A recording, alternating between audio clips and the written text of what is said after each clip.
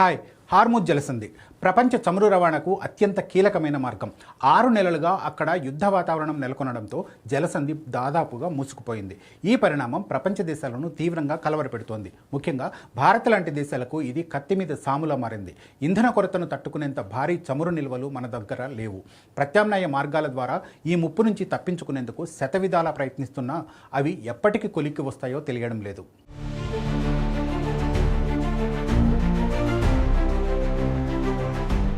యుద్ధం మొదలై 6 నెలలు గడుస్తున్నా హార్ముజ్ జలసంధి పరిస్థితిలో ఎలాంటి మార్పు రాలేదు. ఆసియా దేశాలకు ఇది ప్రధాన మార్గం కావడంతో చమురు సరఫరా తీవ్రంగా దెబ్బతినింది.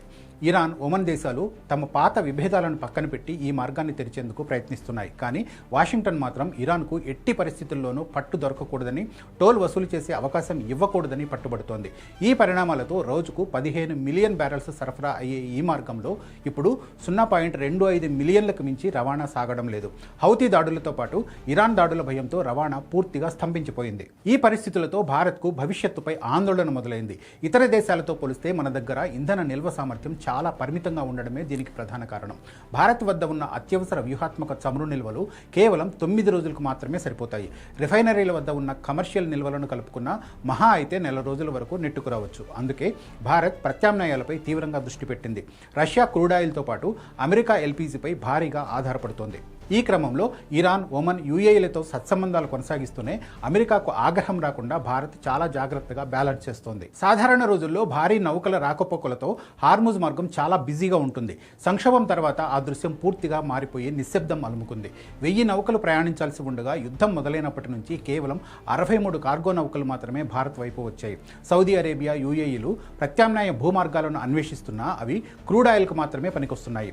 గ్యాస్, పెట్రోలియం ఉత్పత్తుల రవాణాకు ఆ మార్గాలు అనుకూలం కాదు. అందుకే కొంతమంది ఆపరేటర్లు రాత్రిపూట ఎలక్ట్రానిక్ ట్రాకింగ్ వ్యవస్థలను స్విచ్ ఆఫ్ చేసి మరీ అత్యంత ప్రమాదకరంగా నౌకలను నడుపుతూ ఉన్నారు. చమురు కంటే ఎల్పీజీ దిగుమతులు ఇప్పుడు భారత్కు సవాల్గా మారాయి. మన దేశ అవసరాలు తీర్చుకునేందుకు ఇప్పుడున్న పరిస్థితులు ఏమాత్రం అనుకూలించడం లేదు. ప్రస్తుతం భారత్ 60% ఎల్పీజీ కోసం అమెరికాపైనే ఆధారపడుతోంది. అయితే ఆ నౌకలు మార్గం మళ్లించడం వల్ల ఏకంగా 6 వారాల సుదీర్ఘ ప్రయాణం చేయాల్సి వస్తుంది. దీంతో రవాణా ఖర్చులు విపరీతంగా పెరిగిపోయి చమురు కంపెనీల నష్టాలు 3 రెట్లు పెరిగాయి. ఈ పరిణామాలతో పాటు రష్యా చమురు కోసం చైనా కూడా భారత్తో పెద్ద ఎత్తున పోటీ పడితే మున్ముందు గడ్డు పరిస్థితులు తప్పవని ఇంధన రంగ నిపుణులు హెచ్చరిస్తూ ఉన్నారు.